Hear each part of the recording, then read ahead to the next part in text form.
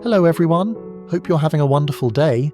Today we're uncovering a scary new turn. Tu Tieu finally catches the insider feeding Lin secrets, then hears Lin may be heading straight to Mrs. Nghia's hospital room. If you enjoy the story, don't forget to hit subscribe so you won't miss the next videos. The hospital room smelled like antiseptic and weak tea. Mrs. Nghia lay propped up against two pillows, an IV line taped carefully to her hand. The monitors beeped softly, steady and indifferent, like they didn't understand that outside these walls her name was being dragged through the streets. Tu Tieu sat beside the bed with her phone in both hands, eyes fixed on the screen. Notifications kept stacking. Calls, messages, links people were sending with trembling words. "Have you seen this? Is it true?" Mrs. Nghia spoke first, her voice thin. "How bad is it?" Tu Tieu didn't sugarcoat it. "Bad enough that they're using your hospital bed against you." Mrs. Nghia closed her eyes for a moment. The pain that crossed her face wasn't physical, it was humiliation. "I haven't even left the hospital," she whispered, "and they're calling me a thief." Tu Tieu leaned forward, keeping her voice calm so it wouldn't sound like panic. "That's why Lin chose this timing. You can't show up. You can't defend yourself in person. She wants the world to see you as weak." Mrs. Nghia's eyes opened slowly. "And the board?" Tu Tieu hesitated for half a heartbeat, long enough to be honest without being cruel. "They're scared, and scared people make stupid decisions." Right then, Mrs. Nghia's phone buzzed again. Tu Tieu glanced at the screen and felt her stomach tighten. "Board chairman," Tu Tieu answered before it could ring twice. "Hello." The chairman's voice came fast and clipped. "We need an emergency board call in 10 minutes. The crowd is back outside the building. Reporters are demanding a comment. Banks are asking questions." Tu Tieu looked at Mrs. Nghia, then spoke evenly. "Mrs. Nghia is in the hospital. If you force her into a public statement right now, her condition gets worse and your scandal gets bigger."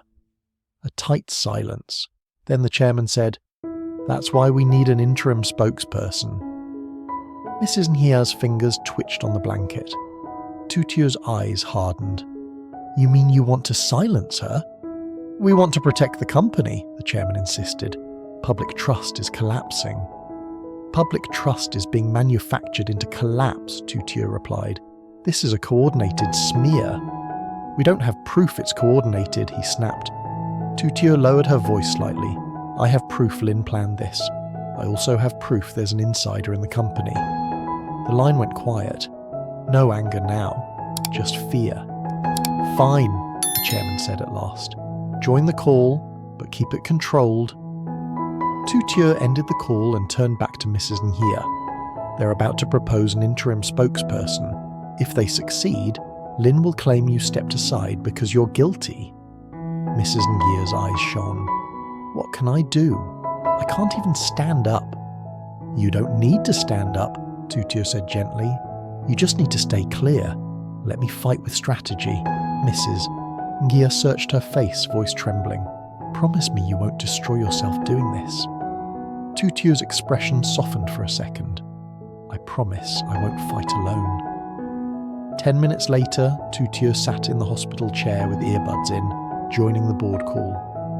Mrs. Nghia listened quietly, pale but composed.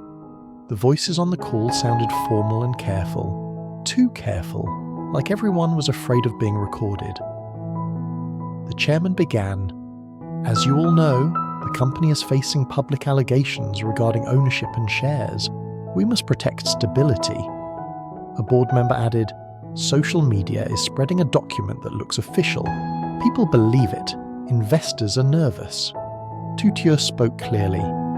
"That document is propaganda, and whoever is spreading it chose this moment because Mrs. Nghia is hospitalized. They want her to look incapable." A woman on the call sighed. "Tu Tieu, with respect, this is about reputation risk." Tu Tieu didn't flinch. "No, it's about manipulation, and you're falling for it." The chairman's tone sharpened. "We can debate later. Right now, we need a plan." Another voice cut in. "Interim spokesperson. Temporary, until this resolves." Mrs. Nghia's hand tightened on the blanket. Tu Tieu could feel the tension without even looking. Tu Tieu said, "Temporary becomes permanent when fear controls decisions. If you silence Mrs. Nghia, you validate Lin's story." The chairman snapped, "Stop naming Lin like it's confirmed." Tu Tieu's gaze flicked to Mrs. Nghia, then back to the call. "If you want confirmation, I can provide it, but not on an insecure call, because the leak yesterday proves someone inside your building is feeding Lin." The line fell into silence. Someone muttered, "The audio leak." Tu Tieu continued, "Exactly. The insider is still active. If we don't find them today, anything we do becomes Lin's next weapon." The chairman exhaled hard. "Then what do you suggest?" Tu Tieu's mind moved fast. She had two battlefields, the board's fear and Lin's supply line. "We hunt the insider," Tu Tieu said, "and we do it clean." A board member scoffed. "From a hospital room?" Tu Tieu's voice turned cold. "Yes. Traps don't require a location. They require a liar." Silence again. Then the chairman said, "Explain." Tu Tieu laid it out calmly and precisely. "I will give 3 different confidential details about our next legal step. Different times and different rooms. Each detail goes to different people. If Lin reacts publicly to one of them, we'll know exactly who leaked it." The call erupted with nervous objections. "That's unethical. That's risky. What if it backfires? We'll look unstable." Tu Tieu cut through them. "You already look unstable. The question is whether you stay blind or become smart." Mrs. Nghia finally spoke, her voice weak but steady. "Do it." Hearing her voice, thin but still commanding, changed the mood immediately. The chairman relented. "Fine, but keep it contained. Only key members." Tu Tieu didn't argue. She needed cooperation, not pride. She assigned the 3 versions clearly. Version A: our lawyer will submit evidence at 2:15 p.m, room 3. Version B: our lawyer will submit evidence at 3 p.m, room 12. Version C: our lawyer will submit evidence at 4:30 p.m, room 7. Then she gave one more instruction to the IT supervisor on the call. Monitor outbound traffic for those keywords. Flag any unusual access to governance files. Watch for timing. The call ended with uneasy agreement. Mrs. Nghia let out a shaky breath. "I hate this. It feels dirty." "It's not dirty to protect yourself from dirt," Tu Tieu said softly. "Lin is fighting with poison. We're fighting with evidence." Just then, a nurse knocked and came in to check the IV. "Try not to stress," she said gently, adjusting the tape. Tu Tieu nodded politely, but her eyes stayed alert, because the clock was now a weapon. At 2:08 p.m, Tu Tieu's phone buzzed with a message from the IT supervisor. "Governance folder accessed, unknown device." Tu Tieu's gaze sharpened. At 2:12 p.m, outbound email attempt flagged, lawyer meeting. Her fingers tightened around the phone. At 2:14 p.m, keyword detected, room 3. Tu Tieu's blood went cold in a clean, focused way. Room 3 was version A. Only one board member had been given version A. Tu Tieu didn't celebrate. She didn't assume. She needed the final confirmation. 2 minutes later, another link appeared in her messages. Someone had posted a hint online about a secret legal move planned for 2:15 p.m. Exactly version A. Tu Tieu exhaled slowly. "That's it." Mrs. Nghia's eyes widened. "What does that mean?" Tu Tieu turned the screen toward her. "It means Lin repeated our bait. One of them leaked it."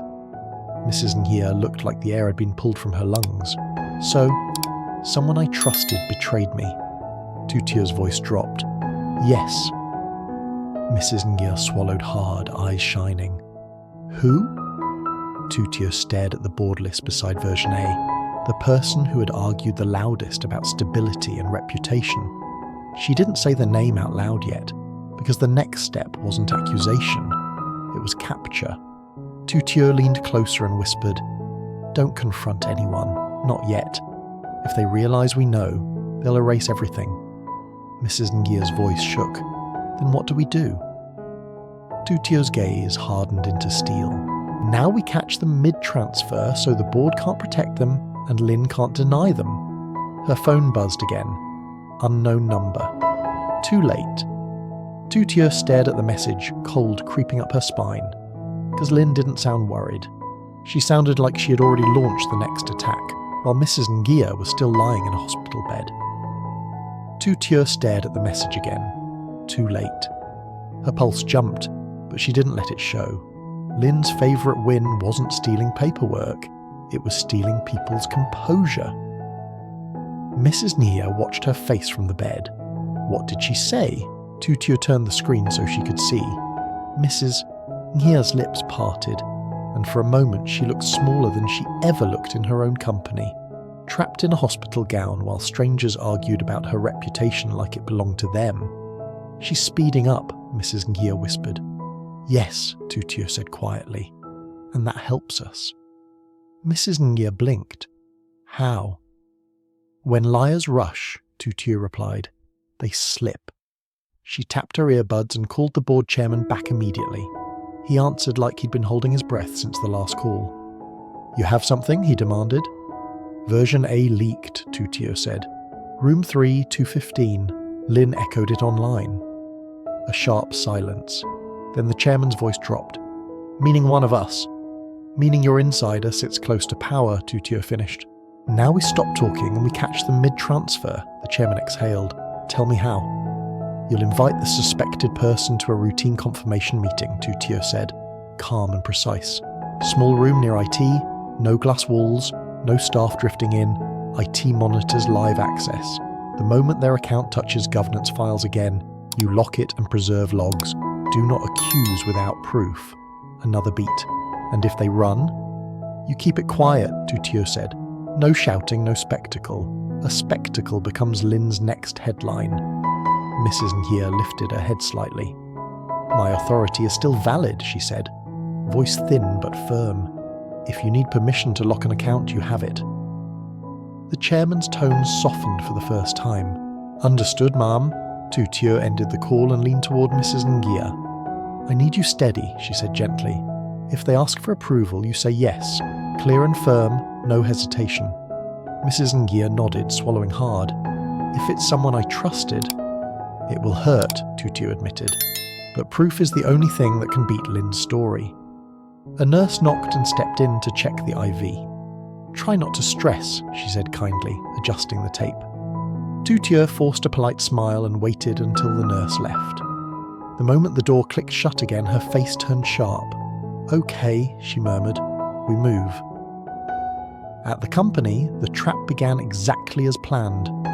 Tu Tieu couldn't be there physically, but she stayed on a secure call with the IT supervisor, listening like she was standing in the room. They're entering now, the IT supervisor whispered. Chairman, security at the door, 2 managers, and the board member who received version A. Tu Tieu's stomach tightened. Keep your voice low, she whispered back. Don't spook them. Through the audio, she heard chairs scrape and polite greetings. The chairman spoke in a steady, professional tone that sounded almost too calm, like a man forcing himself not to tremble. This is just a quick confirmation, he said. We cannot afford any more leaks. Everyone understands that. A smooth voice replied, Of course, we all want stability. That word again. Stability always sounded noble until you realized it was often a cover for fear. Tu Tieu leaned closer to the phone. Watch their hands, she murmured. Watch their phone, the IT supervisor replied. I'm watching. The chairman continued. We will coordinate our next steps through IT only. No private texts, no side calls. A pause. Too long.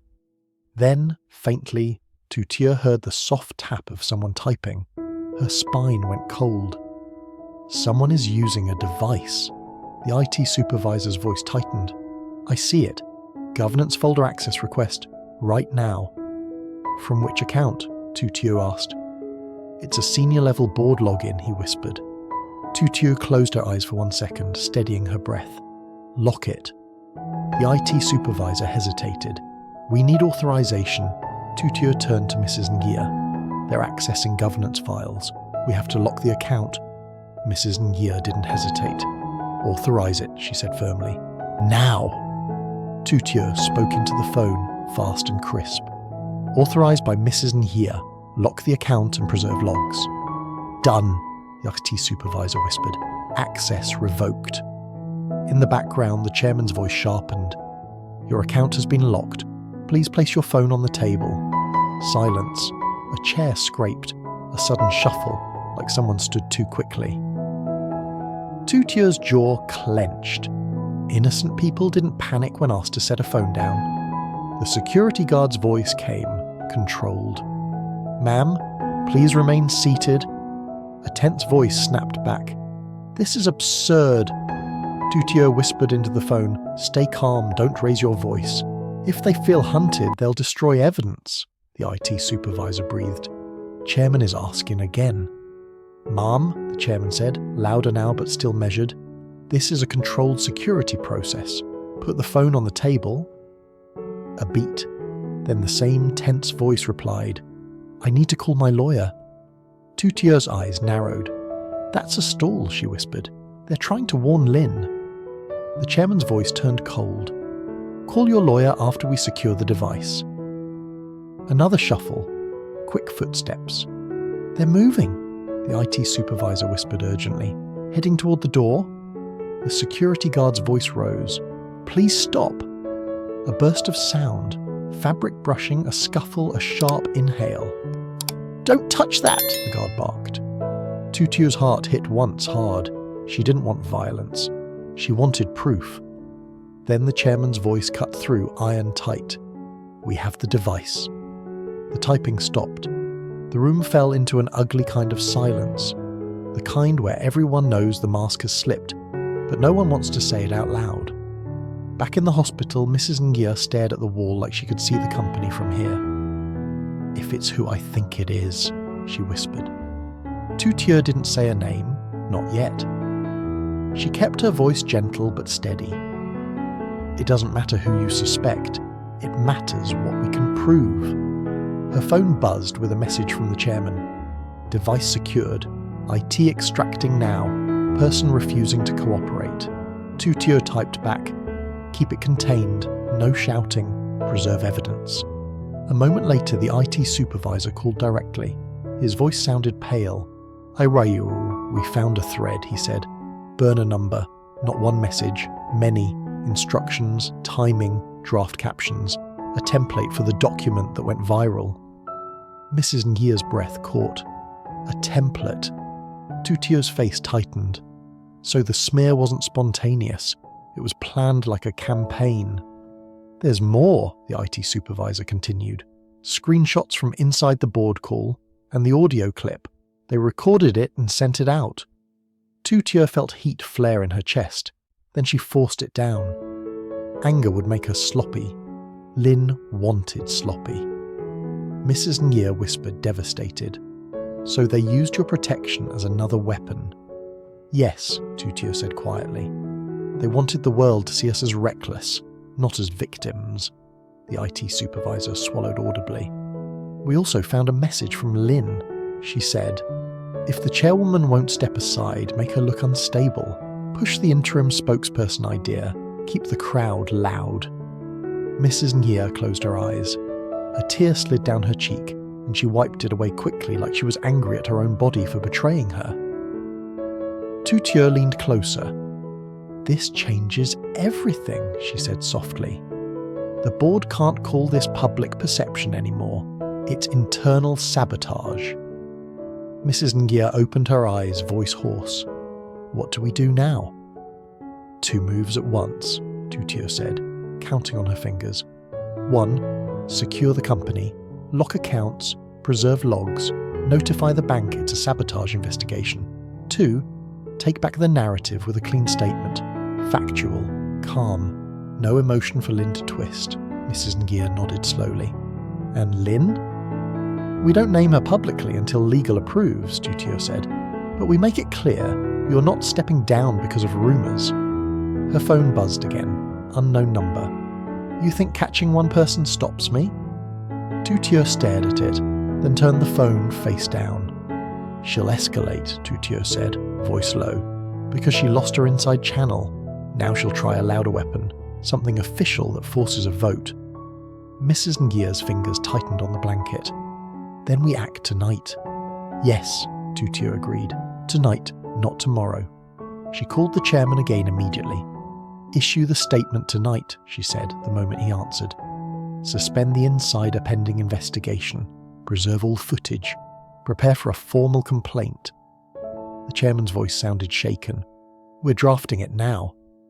And don't hide behind weak language, Tu Tieu warned. If you sound uncertain, the crowd will eat you. A pause. Understood. Tu Tieu ended the call and finally let herself breathe, just once. Mrs. Nghia looked at her, voice small. Will Uri find out? Tu Tieu's chest tightened. He already saw partial headlines, but he can't reach us. Mrs. Nghia whispered. He'll blame himself for leaving. Then we give him something solid when he gets signal, Tu Tieu said. Proof, not rumours. Before Mrs. Nghia could answer, the hospital room door opened again. A nurse stepped in with a clipboard. Visiting hours end soon, she said gently. Also, someone is asking for Mrs. Nghia at the front desk. She says she's family and it's urgent. Tu Tieu's blood ran cold. And did she give a name? The nurse shook her head. No, but she was well dressed, calm, very confident. She kept smiling. Mrs. Nghia's eyes widened, fear flashing across her face. No. Tu Tieu stood instantly. Please tell security not to let her near this floor. Mrs. Nghia's voice shook. She followed me to the hospital. Tu Tieu's jaw tightened. She knows this is the one place you can't run. Down the hallway outside, footsteps echoed, slow, unhurried, like someone who believed she still controlled the ending. And Tu Tieu realised the terrifying truth. Catching the insider was only the first battle. Lin had come to the hospital to start the next one.